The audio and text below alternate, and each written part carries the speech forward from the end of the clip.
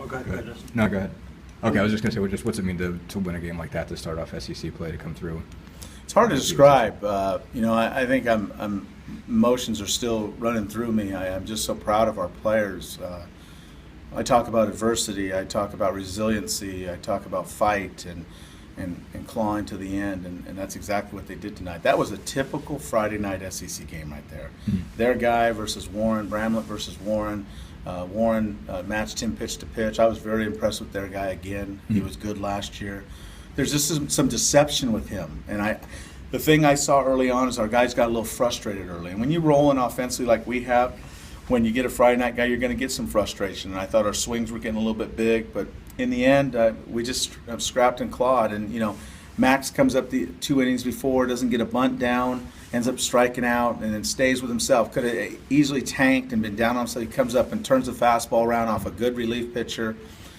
And at that moment, when that happened with what Derek Lance has done for us all year, I just thought it was fitting for him to be up in that situation and come through with a big, mature base hit for us to win. You mentioned Max. Obviously he's struggled with the bat. He's mostly out there for defense. But how just big was it for him to come through in that position after? Huge. A lot of guys struggled with the bats tonight, and it was just huge. A huge moment for him to come up and turn around a fastball down the line and get to second base and allow Derek the opportunity to put the bat on the ball some on the field and find some green in the outfield for us to win. You mentioned resiliency. All your runs can't come in innings where you had nobody on with 2 outs. Just how telling, I guess, is that? Yeah, I go back to when we scored the 2 runs. You got to give credit to Leno Ramirez. Coach Thomas gave him a 3-0 swing away.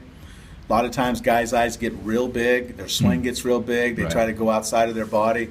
Leno stayed with a short swing and drove the ball into right field, and then luckily it kicked off the right fielder for us to score 2 runs. And for me, what symbolizes this team is when there was a break in the action and they were making a change, to see Leno come in the dugout and see our guys just pour out of the dugout to greet him and congratulate him. It just tells you what we're all about. It doesn't matter who gets the accolades. Guys just want each guy to do well. With Zach around the century mark pitch count wise, was there any debate who you would go to? There was never a debate. I had a plan going into the day that if we were going to win this game, it was going to be with Zach Warren and John Lipinski, and it worked. It went right to script, to be honest with you. My biggest fear is if we wouldn't have scored in the night, then I was going to have to eat some more pitching, and I might have to go into some guys that I had planned for Saturday and Sunday.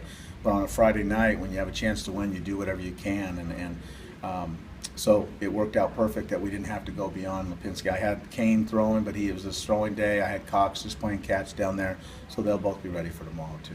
Any chance you'd use John on Saturday or Sunday now? I won't use John tomorrow. I think John could come back for Sunday. He will not be used tomorrow. But the plan is tomorrow is Eric Freeman will get the start tomorrow. I've moved Hunter back one day due to the fact that his lat muscles were a little sore after the 3 innings on Tuesday night. And then Andy Cox is going to be behind him. So I think that's a good correlation of 2 guys, that will match up against their Saturday guy. What was working for Warren tonight? It looked like, you can just look at the numbers for Ole Miss's guys and the talent there, and they can hit it down through the lineup, and he seemed to kind of control it for the most part. Well, Zach I'd compared to their guy, Bramlett. You pitch off the fastball. I didn't think Zach's downward angle was as good as it has been, and he realized that. Zach makes big pitches when he has to. He minimizes his mistakes. He got away with some balls up. He did get away with some balls up, but he just minimized his mistakes, and he made pitches when he had to. And he's a confident young man, and I think he proved to himself and proved to a lot of people he's very deserving of holding down that Friday slot for us. I think everyone knows how tough this league is. How big is it to start with a win, just for the confidence of the guys after losing, Kyle and Moberg and some things going against you? It looked like it's kind of what you want for a start. Well, I don't want to make it bigger than it is. It's game 1, and it's 1 win. It doesn't mean anything if we don't play well tomorrow or Sunday. I'm excited for our guys, but just like I told them in the huddle, be proud of what you accomplished tonight. But when your uniform comes off and you get in that shower and you walk out of this facility, you got to start it over again tomorrow, because we can't carry this excitement into tomorrow. Tomorrow's a new day, and the scoreboard is 0-0. And I'm not trying to downplay tonight. Tonight was huge for our team to win this game, especially the way it played out.